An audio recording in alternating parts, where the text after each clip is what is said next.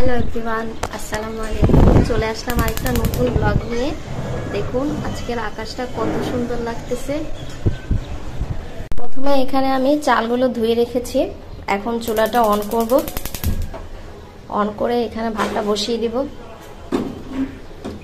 আজকে বাইরে অনেক বাতাস, যার কারণে বাতাসের কারণে চুলোটা জ্বালানো যাচ্ছে না, তো ভাবলাম যে গ্যাসটা অফ করে দিই। চুলায় ভাতটা বসানোর পর এখন ভাবলাম যে আজকে দুপুরের জন্য যা রান্না করব সেটার আয়োজন করব। ভাবলাম লাল শাক রান্না করব ডাল দিয়ে। তো এই জন্য আমি এখানে বেশ কিছুটা পরিমাণ ডাল নিয়ে নিয়েছি। তো ডালটা ভালো করে ধুয়ে কিছুক্ষণ ভিজিয়ে রাখবো, তারপরে এই ডালটা দিয়েই লাল শাক রান্না করব। এখানে আমি ডালটা ভালো করে ধুয়ে নিচ্ছি। ডালটা একটু ভালো করে ধুয়ে তারপর পানি দিয়ে ভিজিয়ে রাখবো।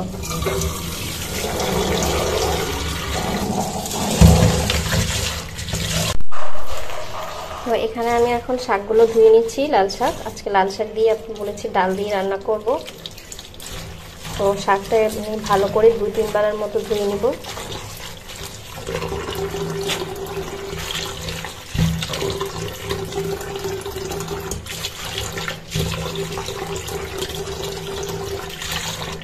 শাকের মধ্যে প্রচুর পরিমাণ বালু থাকে, তো আমাদের সবার উচিত শাক একটু ভালো করে ধুয়ে নেওয়া।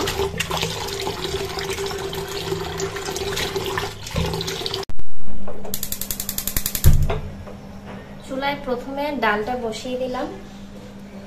এর মধ্যে দিয়ে দিব কিছুটা পরিমাণ পেঁয়াজ বাটা। এখানে আমি কিছুটা পেঁয়াজ কুচি দিয়ে দিলাম।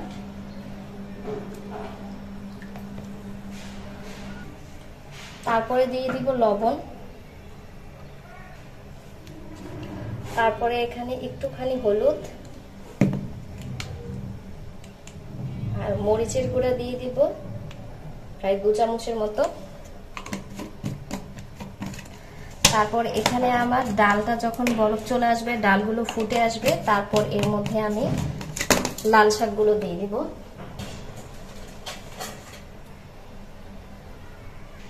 এখানে আমি লাল শাকগুলো ধুয়ে পানি ঝরানোর জন্য এরকম একটা জালিতে রেখে দিয়েছি।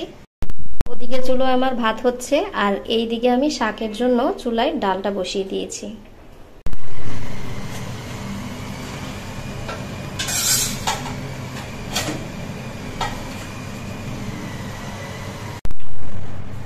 তো এই তো এখন আমি শাকগুলোকে এখানে দিয়ে দিচ্ছি।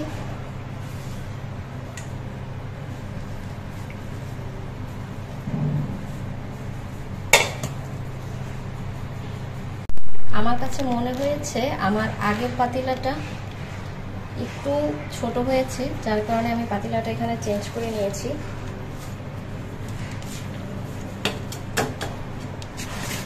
তো আমি সবকটা শাক জালিতে ঝরিয়ে রেখেছিলাম পানি ঝরার জন্য।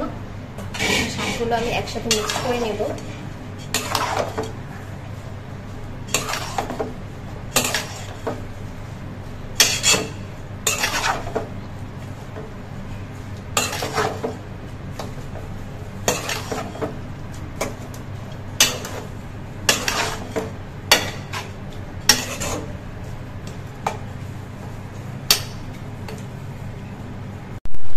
আমি এখন শাকটা এখানে একটু নেড়ে দিচ্ছি।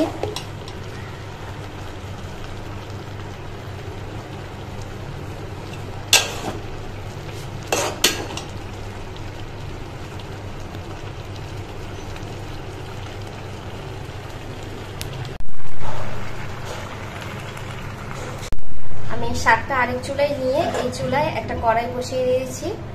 এই চুলায় একটুখানি তেল দিয়ে আমি রসুন ভাজা ভাজা করে তরকারিতে রসুনের বাগার দিব। তো এই তো এখানে আমি তেল দিয়ে দিচ্ছি।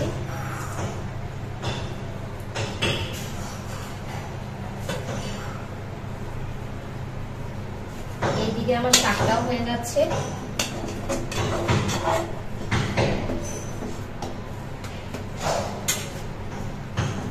এখানে আমি তেল গরম হতে দিয়েছি। তেল গরম হয়ে গেলে এর মধ্যে আমি রসুন দিয়ে দিব।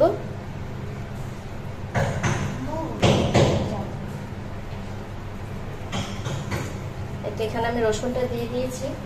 এখন রসুনটা আমি ভালো করে ভেজে নেব। আমার ফোনে হয়তো বা অনেক সাউন্ড পাচ্ছেন আশেপাশে থেকে, যেহেতু উপরে কাজ হচ্ছে, তো এই জন্য হয়তো আপনাদের সাথে আওয়াজটাও যাচ্ছে। এখানে আমি রসুনটা ভালো করে লাল লাল করে ভেজে নিচ্ছি। রসুনটা ভাজা হয়ে গেলে আমি শাকে দিয়ে দিব।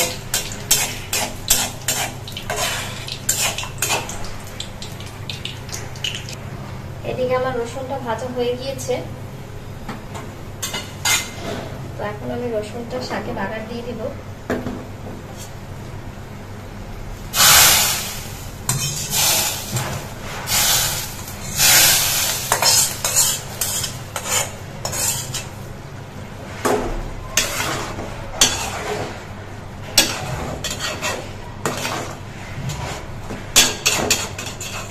এদিকে আমার লাল শাক রান্না রেডি।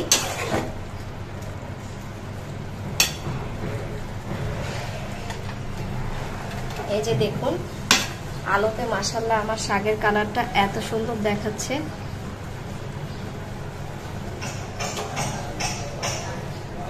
তো এইদিকে আমার লাল শাক রান্না রেডি। তো শুধু দুপুরবেলা খাওয়া বাকি। মাশাআল্লাহ আমি একটু খেয়ে দেখেছি, শাকটা রান্না খুবই ভালো হয়েছে। আজকের ব্লগটি এই পর্যন্ত। আশা করি আপনাদের ভিডিওটি বেশ ভালো লেগেছে। সবাই ভালো থাকবেন, সুস্থ থাকবেন। আর ভিডিওটি ভালো লাগলে লাইক, কমেন্ট আর শেয়ার করে যাবেন। আল্লাহ হাফেজ।